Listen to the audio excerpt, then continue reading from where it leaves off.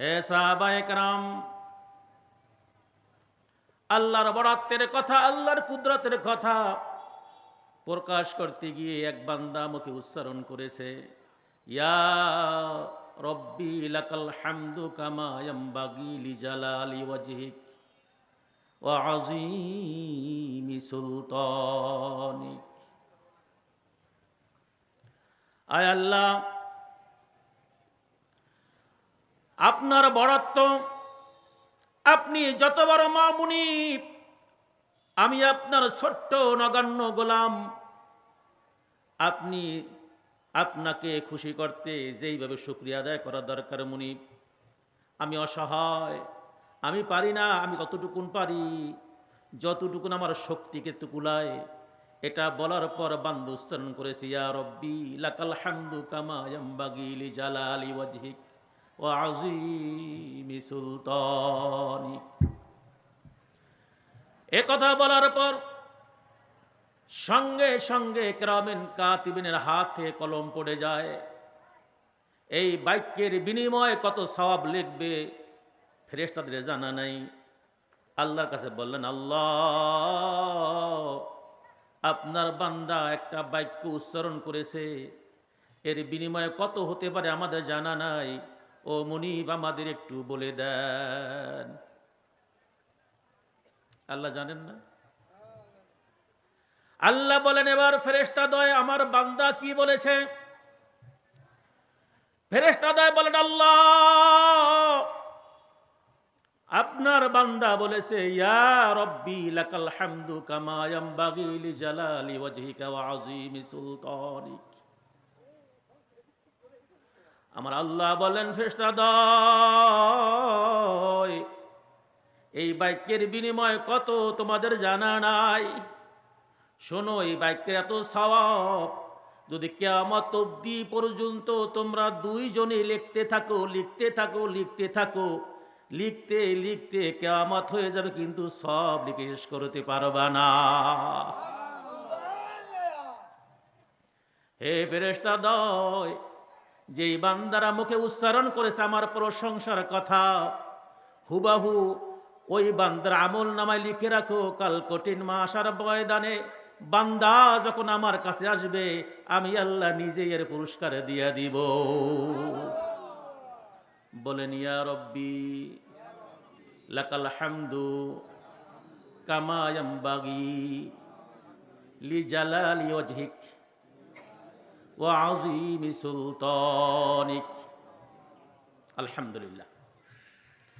এমনিতেই রাত একটু বেশি হয়ে গেছে, ঠিক কিনা? সময় বেশি নেব না। আমরা যে আয়াতে কারিমা তেলাওয়াত করেছি, ইনশাআল্লাহ তার উপরে কথা বলবো। সূরাটার নাম কি? বাকারা। বাকারা শব্দের অর্থ কি ভাই?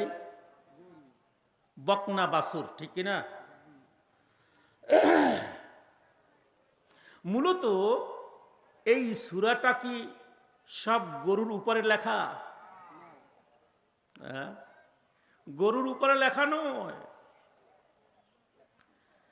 এই কোরআনুল কারীমের আপনার 10ম এবং 10 ছাপা 11 ছাপার মধ্যে আল্লাহ তাআলা তিনি সুন্দর করে বলে দিয়েছেন, ও ইদ ক্বালা ইব্রাহিমু, যখন ইব্রাহিমের লোকেরা, ইব্রাহিমের বংশধর, ইব্রাহিমের ওই যে ক্বালা মূসা লিকাওমিহি ইন্নাল্লাহা ইয়া'মুরুকুম আন তাযবাহু বাকারা ক্বালু আতাত্তাখিযুনা হুজুয়া।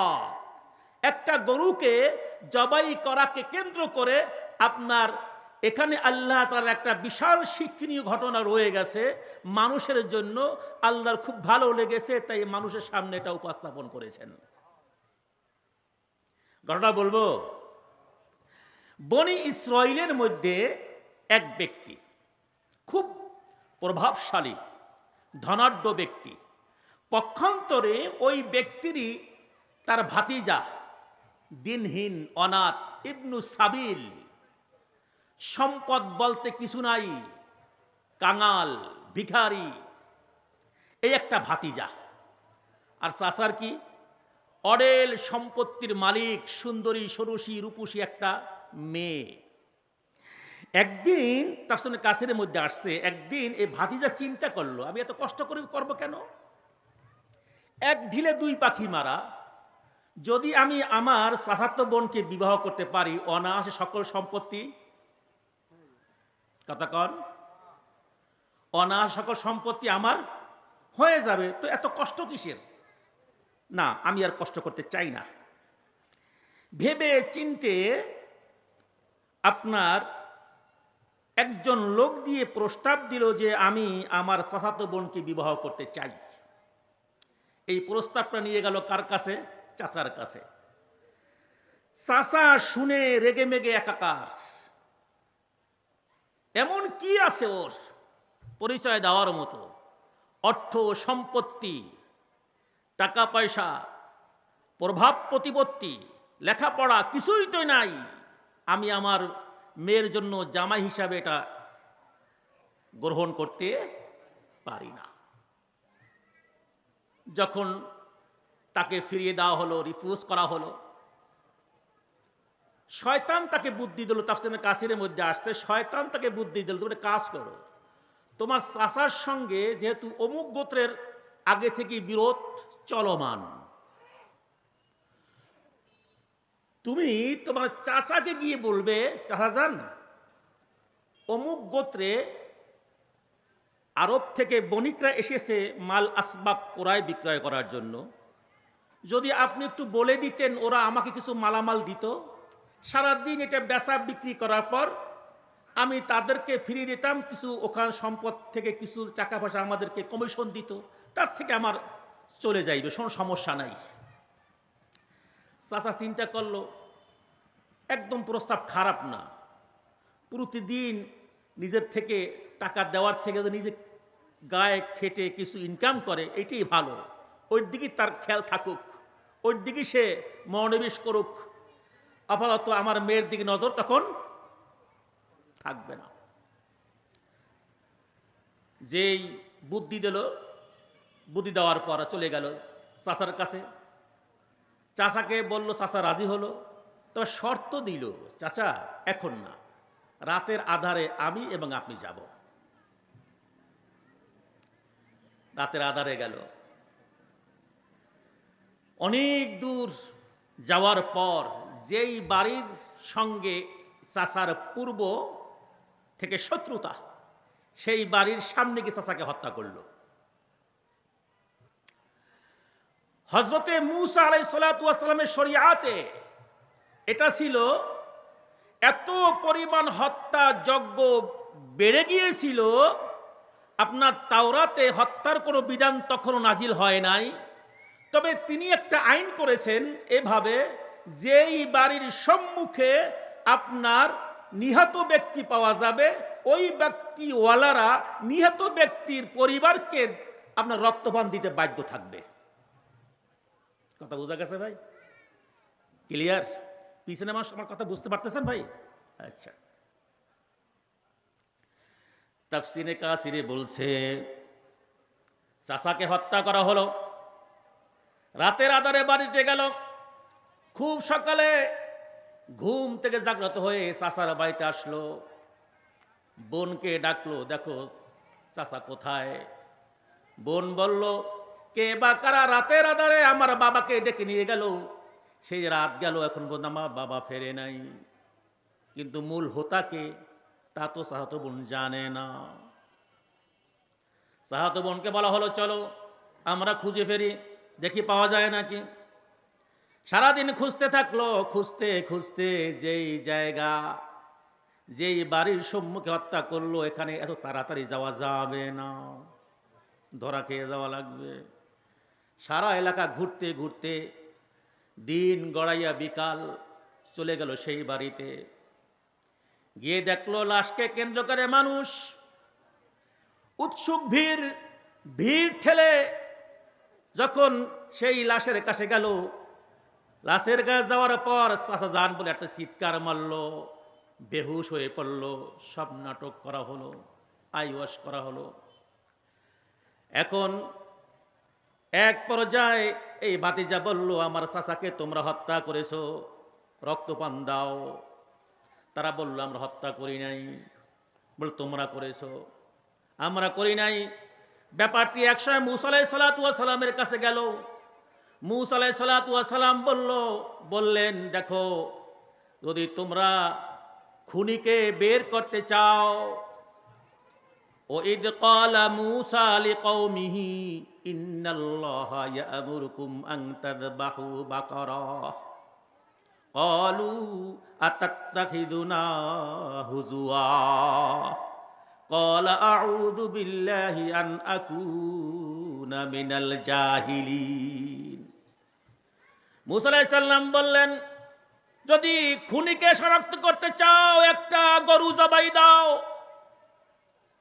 বিচার প্রার্থীরা বলল, হে মূসা, আমরা এসেছি খুনিকে শনাক্ত করার জন্য, আপনি কি আমাদের সঙ্গে তামাশা করেন নাকি?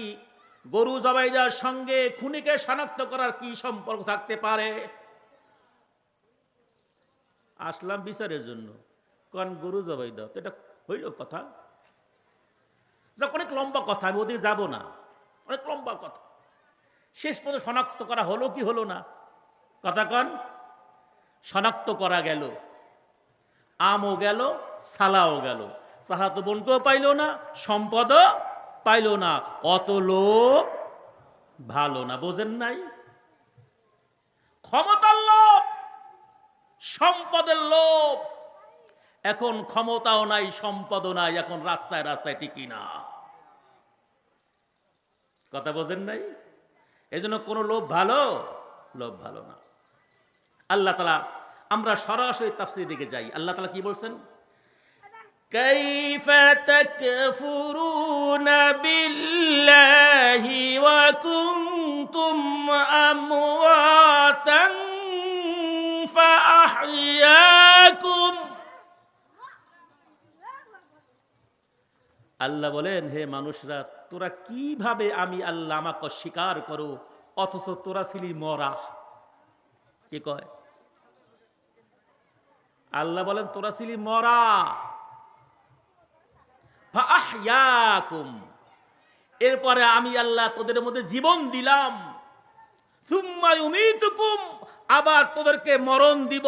সুম্মা ইলাইহি তুরজাউন, এরপরে তোদের পিছনে ঘটে যাওয়া সকল অপরাধগুলির কর্মকাণ্ড আমি আল্লাহ পাই পাই করে হিসাব নিয়েই ছাড়বো, আমার কাছে ফিরে আসতেই হবে। আসেন, আল্লাহ তাআলা আমাদেরকে বলছেন তোরা ছিলি মরা। আমরা মরা কেমনে ছিলাম এটা আমরা একটু আজকে ডিসাইড করি, আলোচনা করি কেমনে মরা ছিলাম আমরা। আসলে আল্লাহ তাআলা তিনি এখানে দুইবার মরার কথা বলেছেন। কয়বার? কাইফা তাকফুরুনা বিল্লাহি ওয়া কুনতুম আমওয়াতা ফাআহইয়াকুম সুম্মা ইউমীতুকুম সুম্মা ইউহয়ীকুম। দুইবার মরা আর দুইবার জিন্দা, জীবন দান। এখন প্রথমবার মরা কেমন মরা? আল্লাহ তাআলা সূরা আদ-দাহর আয়াত নাম্বার 1, হাল আতা আলাল ইনসানি হিনুম মিনাদ দাহরি লাম ইয়াকুন শাইআম মাযকুরা। আল্লাহ বলেন মানুষের উপর দিয়ে এমন একটা সময় অতিবাহিত হয়ে গেছে যে মানুষ উল্লেখযোগ্য বলতে সে কিছুই ছিল না। এরে মানুষ, দুনিয়া এসে ক্ষমতার মাতবাড়ি দেখাও, পাওয়ার দেখাও। আরে মানুষের তোর জীবন চক্র নিয়ে ভাব, তুই আগে কি ছিলি, তুই কোথায় ছিলি? তুই উল্লেখযোগ্য বলতে কিছুই ছিলি না। আমি কোথায় ছিলাম বলেন? আমি আগুনের মধ্যে ছিলাম, পানির মধ্যে ছিলাম, রোদের মধ্যে ছিলাম, পৃথিবীর বিভিন্ন জায়গায় ছড়ানো ছিটানো আমি ছিলাম, ঠিক কিনা? একজন মানুষ, বর্তমান বিজ্ঞান এটা প্রমাণ করেছে, একজন মানুষ আপনার সৃষ্টি করতে গিয়ে আল্লাহ তাআলার কি লাগে? তার আগে দেখেন এই মানুষটা কিভাবে সৃষ্টি হলো। আপনার আমরা যত খাদ্য খাবার খাই, এই খাদ্য খাবারটা আপনার যখন ডাইজেস্ট হয় দুইটা অংশে বিভক্ত হয়ে যায়। একটা অংশ খাদ্যের সার নির্যাস থেকে স্পার্ম তৈরি হয়, বীর্য তৈরি হয়। আর একটা অংশ বর্জ্য হয়, আপনার মলদার দিয়ে মল হয়ে বের হয়ে যায়। আমি সাউথ আফ্রিকার আপেল খেলাম, বরিশালের আমড়া খাইলাম, গাজীপুরের কাঁঠাল খাইলাম। পৃথিবীর বিভিন্ন অংশ যত খাদ্য খাবার আছে, সকল খাদ্য খাবার যখন আমার বাবা খেলেন, আমার বাবা খাইতে থাকলেন, আমার বাবা খাইতে থাকলেন, খেতে খেতে তখন খাদ্যের সার নির্যাসটা আমার বাবার মেরুদণ্ডের মধ্যে জমা হয়ে গেল, স্পার্ম জমা হয়ে গেল, আর আমার মায়ের পাঁজরের মধ্যে আমি জমা হয়ে গেলাম। তখন কিন্তু আমার মা বাবার কিন্তু বিবাহ হয় নাই। আমার বাবা হাল চাষ করেন, আমার বাবা কৃষি কাজ করেন, রিক্সা চালান, অফিস করেন, তখনও কিন্তু আমি সেই মেরুদণ্ডের মধ্যে আসি না নাই। কথা কন, আমি কোথায় কোথায় ছিলাম? আল্লাহ তাআলা বলেন তুমি কোথায় ছিলে দেখো। আল্লাহ তাআলা বলেন ওয়ালাকাদ খালাকনাল ইনসানা মিন সুলালাতিম মিন তিন। আমি মানুষকে সার নির্যাস থেকে, খাদ্যের সার নির্যাস থেকে আমি আল্লাহ তৈরি করেছি। কি থেকে? খাদ্যের সার নির্যাস। আমি কইছিলাম পৃথিবীর বিভিন্ন অংশে বিভিন্ন জায়গায় খাদ্য খাবার ছড়ানো ছিটানো ছিল। এই খাদ্য খাবারগুলো আমার বাবা খাইতে থাকলেন, আমি কিন্তু স্পার্ম আকারে আবার বাবার সেই মেরুদণ্ডের মধ্যে জমা হইতে থাকলাম। আমার মাও কিন্তু খেতে থাকলেন। মা স্কুলে যান, কলেজে যান, ভার্সিটিতে যান, অফিসে যান, তখনও কিন্তু আমার মায়ের পাঁজরের মধ্যে আমি জমা। আমার বাবা কিন্তু, আমার মা কিন্তু আমাকে নিয়ে কল্পনা জগতে হারিয়ে গিয়েও আমার প্রতিছবি তার সামনে ভেসে ওঠে নাই। যখন বিবাহ বন্ধন আবদ্ধ হয়ে গেল, একটা মহেন্দ্রক্ষণে মিম্মা ইনদাফিক ইয়াখরুজু মিন বাইনিস সুলবি ওয়াত তারাইব। আল্লাহ বলেন একটা মহেন্দ্রক্ষণে সবেগে নির্গত একটা ফোঁটা আমি আল্লাহ তোর মায়ের ওভামের মধ্যে পৌঁছে দিলাম। 1863 সালে লেবেল হুক কর্তৃক মাইক্রোস্কোপ আবিষ্কার করার পর দেখা গেল একজন পুরুষ সাধারণভাবে কয়েক কিউবিক সেন্টিমিটার স্পার্ম ঘটায়। 1 কিউবিক সেন্টিমিটার স্পার্মের মধ্যে 2 কোটি থেকে 2.5 কোটি পর্যন্ত জীবকোষ থাকে। 2 থেকে 2.5 কোটি পর্যন্ত জীবকোষ থাকে। এক একটা জীবকোষ দিয়ে এক একটা সন্তান উৎপাদন করা সম্ভব।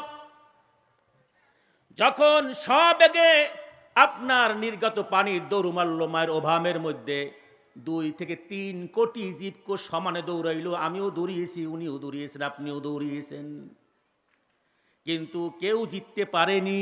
আমি আপনি বিজয় হয়ে গেছি, মায়ের ওভামের মধ্যে পৌঁছে গেছি, অমনি দরওয়াজা বন্ধ হয়ে গেল। ঠিক কিনা? আল্লাহ বলেন আআনতুম তাখলুকুনাহু আম নাহনুল খালিকুন। সূরা আল ওয়াকিয়া আয়াত নম্বর 56। আল্লাহ বলেন হে দুনিয়ার মানুষ, তুই কি একটু স্পার্ম সম্পর্কে ভেবে দেখেছো? ওইটা তোরা বানাও না, আমি আল্লাহ আমি বানাই। যখন স্পার্ম অবস্থায় আমার মায়ের ওভামের মধ্যে চলে গেলাম, আল্লাহ বলেন খলাকাল ইনসানা মিন নুতফাতিন ফাইদা হুয়া খাসীমুম মুবিন।